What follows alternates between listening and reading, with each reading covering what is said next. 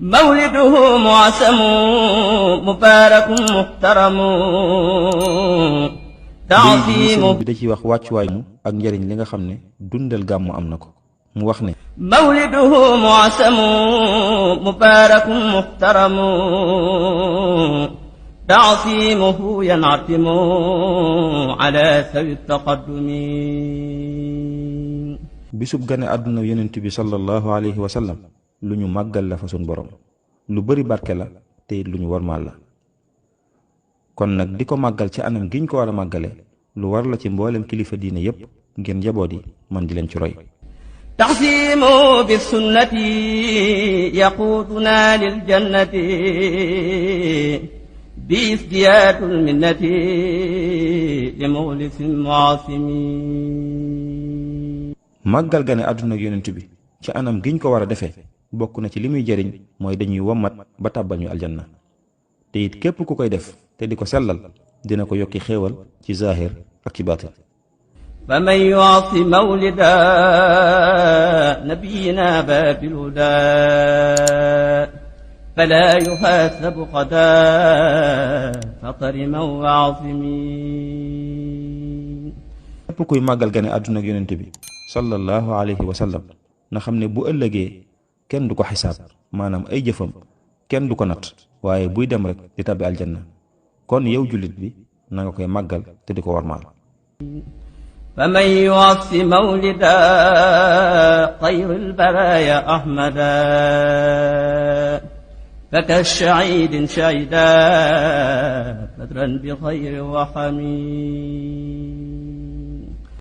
képp kuy màggal gane àdduna yonent bi sallallahu alayhi wa sallam bu ëllëgee yowmal xiyaam dana mel ne ku xeexoon badar ci ay daraja فكل من أنفق في مولده المشرف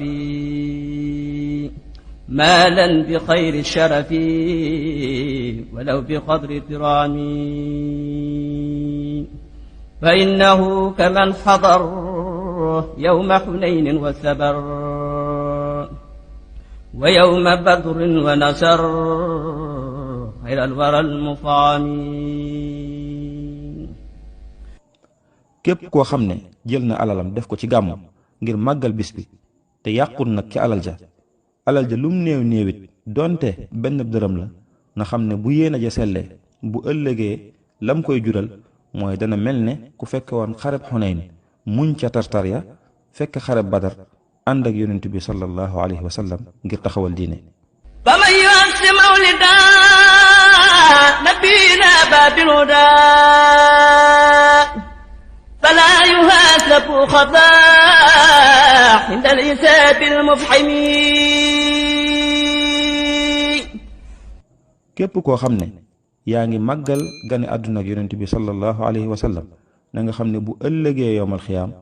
kenn du la xisaab maanaam say jëf deesu ko nat waaye booy dem rek di tàbbi aljanna bis boobu nga xam ne tartariya dana metti te dana tiis فكل من قد حضر مولد أفضل الورى معصما مبصرا بشكر أو لحم فإنه قد سفر بما يديم البشرى ولا يلاقي ضررا يوم اجتماعه الأمم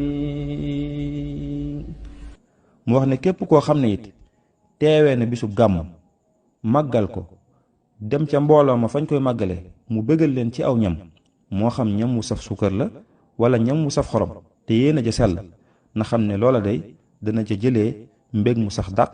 te it suñ borom dana ko musal ci ay lor ak i tiis bu ëllëgee yowmal xiyaam bis bi nga xam ne ci lay dajale mboolem xeet yépp mu wax ne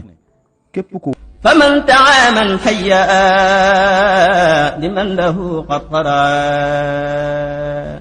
مبجلا فقبأ خيرات أهل العمم képp ku waajal aw ñam